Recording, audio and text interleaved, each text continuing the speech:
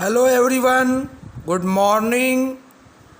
Today we are going to start class 8 physics, electricity and lightning. When we take off a nylon sweater or pull off nylon socks, there is often a crackling noise. Whenever we remove our nylon sweater or nylon socks, we hear a particular kind of sound. If the room is dark, we may even see sparks. The sound and the sparks are produced by electricity. The word electricity is derived from the Greek word electron, which means amber. So the word electricity is derived from the Greek word electron, which means amber. Amber is a hardened secretion of certain trees, resin, a kind of secretion of a tree, certain tree. And the Greeks had found over 2500 years ago that when amber is rubbed with silk, it can attract tiny feathers. The Greeks had found over 2500 years ago that whenever amber is rubbed with silk, it can attract tiny feathers.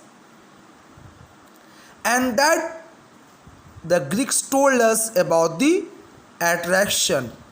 And from their discovery, we are able to know about electricity at present time. So a property of matter called charge give rise to electricity. How do we know about electricity? We know about electricity with the help of a property of matter, that is, we call it charge. So the body which possesses electric charge on it is called a charged body, and the body which does not possess any charge on it is called uncharged body. Dr. Gilbert had shown that amber rubbing with cat's skin and glass rod rubbing with silk develops a property of attracting tiny bits of dry paper, dry straw, and also develops similar properties when rubbed against each other, and thus we know about the charge. Movement of electrons through a conductor is called electricity. Charge produced through effects depending on whether it is static or moving. Charge produces different effects depending on whether it is static, rest or moving. That means a charge may remain in that body or the charge may move into another body. If the charge will remain in that body, then it will be known as static electricity, and we will study about this in detail under electrostatistics. And when charges flow, we get an electric current, and the glowing of bulb when a current passes through it is an effect of electric current. Now we are told here to perform some activity. Let us see what they are telling us. Run a comb through your hair vigorously, preferably after you have shampooed and dried your hair. You could also rub the comb with nylon socks. Hold the comb over small pieces of paper. They will be attracted by the comb and stick to it. Rub the comb through your hair again. This time hold it near a thin stream of water from a tap. So first we will see in this part what we are told. We are told to take a comb, rub it over our shampooed and dried hair or nylon socks, and we are told to bring closer to small pieces of paper. What we will observe that these small pieces of paper gets attracted toward the comb.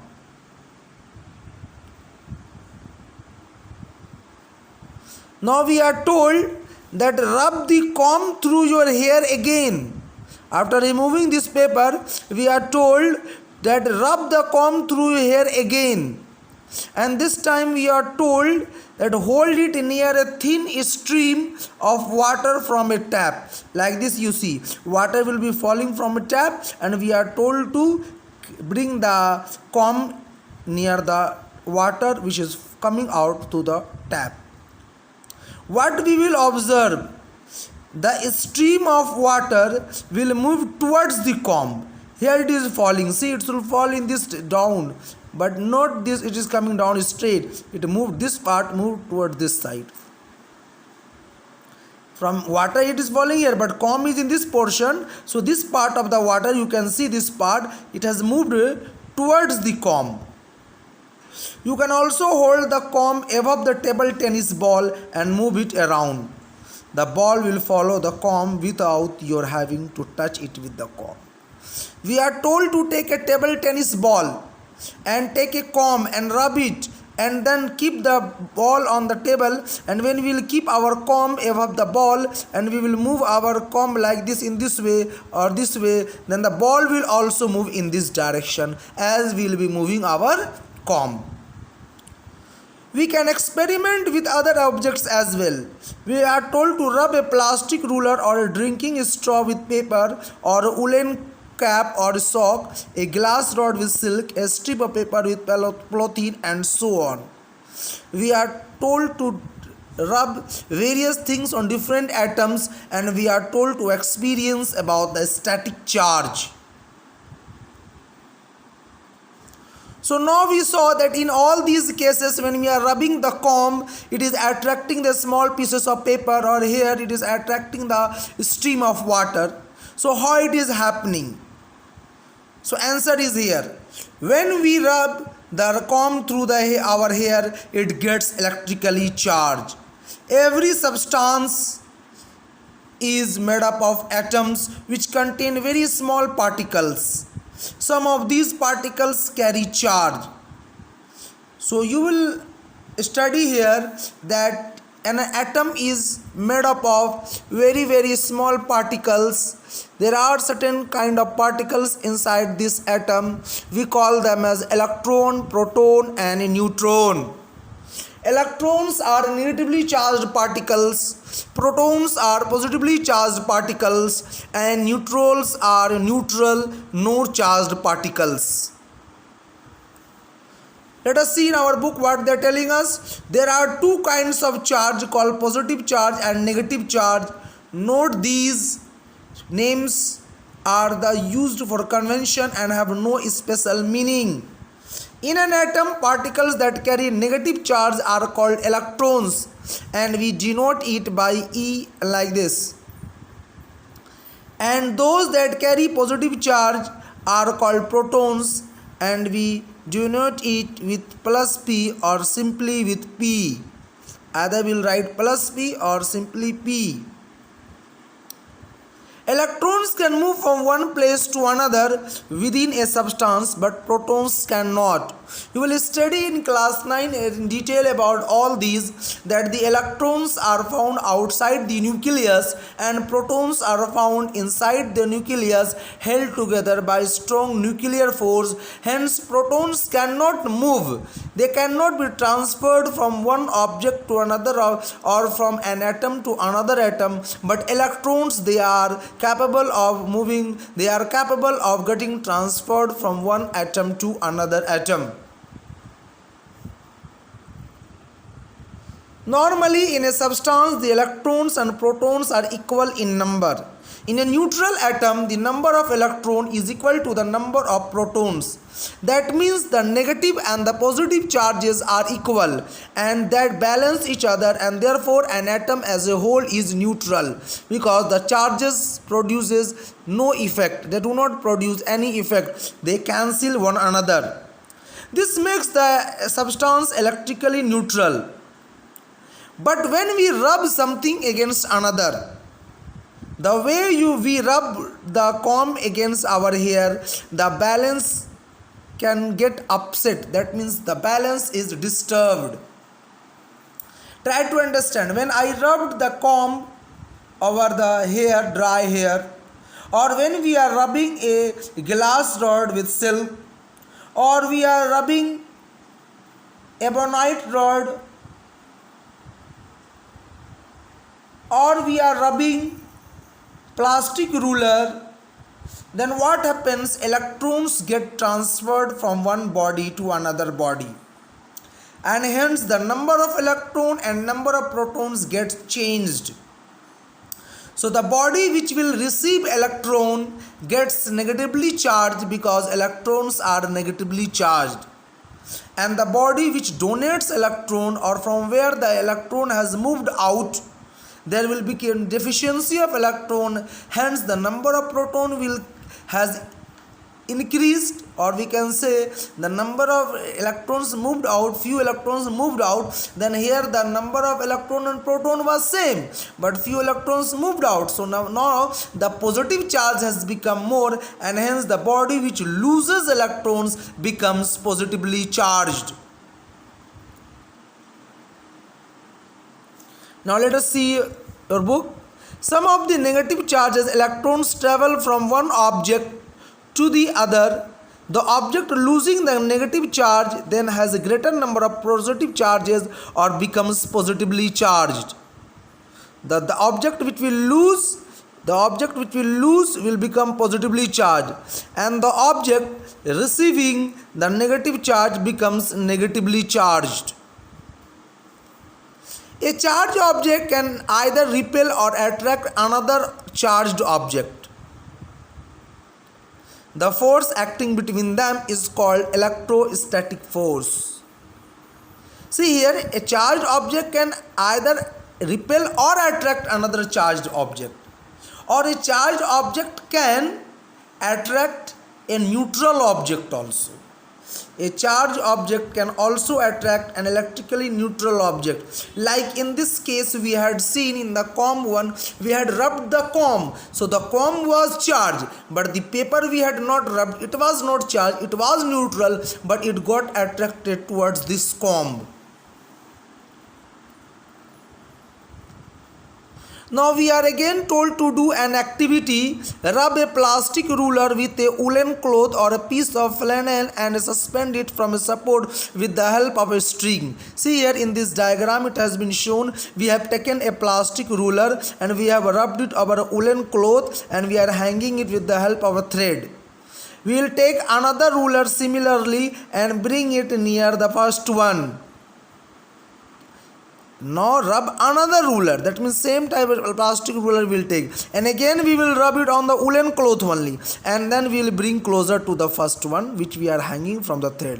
What we will observe, this one we are catching with our hand, so this will not move, but this is held with a thread, so it will repel back, it will move backward. The suspended ruler will move away from the ruler or it will be repelled. So how it happened? Both are rubbed on the same object, same cloth, so both acquired the same type of charges, and like charges repel each other. Thus we conclude same charges, like charges repel each other. That's why we are seeing this one moving backward. Now we are told to take a glass rod with a piece and rub it on a piece of silk. Rub a glass rod with a piece of silk and bring it near the suspended ruler. Same ruler, we will bring it. What we will observe? We will observe the ruler will be attracted to the glass rod. This glass rod we are holding in our hand. This will not move, but this time this plastic ruler will move towards the glass rod. So what does this mean? That means this one I had rubbed on woolen cloth. Here it got another charge. This glass rod I rubbed it on silk. It got another charge. And so they are having different charges and they attract each other. So we come to the conclusion that unlike charges attract each other. Now again we are told if we bring the glass rod close to another glass rod with which you have rubbed with the piece of silk, the two will repel. Now we are told take another glass rod, again rub it on the silk and tie it to a thread and hang it and bring the earlier rubbed glass rod closer to it. Again what we will observe that it is repelled. That means both these glass rod we had rubbed on the same silk. What happened? Both of them acquired same type of charges and hence what happened? Repulsion takes place. Now we come to next, like and unlike charges. Clearly the two plastic rulers must be carrying the same type of charges since we have produced the charge the same way. They are talking about these two plastic rulers. Both of them we rubbed on the same woolen cloth, so they acquired the same type of charge because we rubbed the same object on same plastic scales. Both scales are made up of plastic and both of them we have rubbed on the same cloth, woolen cloth, and in the same manner, so they acquired the same charge. Similarly, the two glass rubbed, in this case they are telling us the two glass rods have the same type of charge. So we can conclude that when two objects carry the same type of charge, they repel each other, or we can say like charges repel each other.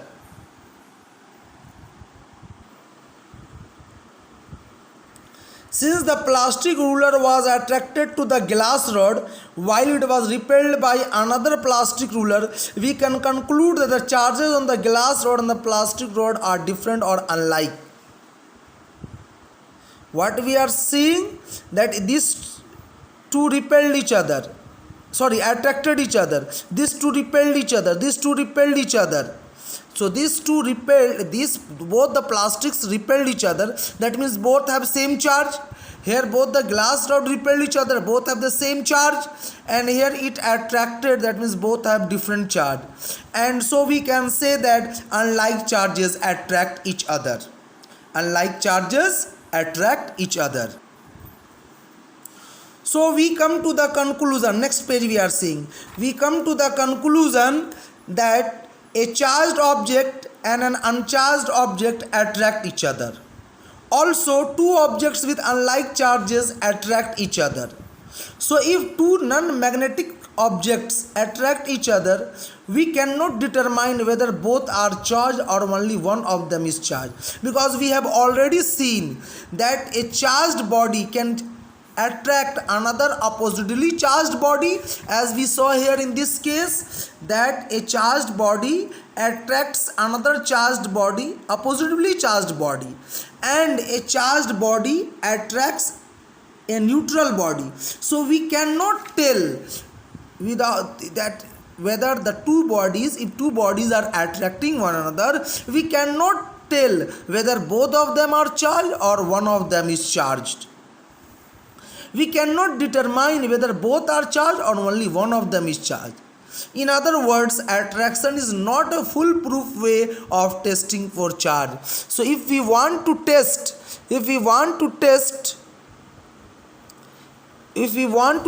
whether the body is charged or not, attraction cannot be the foolproof, cannot be a sure test. However, if the object repel each other, we can be sure that both are charged. Because see, in this case, both of them repelled, both were charged. Here both of them repelled, both were same charged. So we can say that if the objects are repelling each other, we can be sure that both are charged. So while testing for charge, repulsion is used as a proof for charge.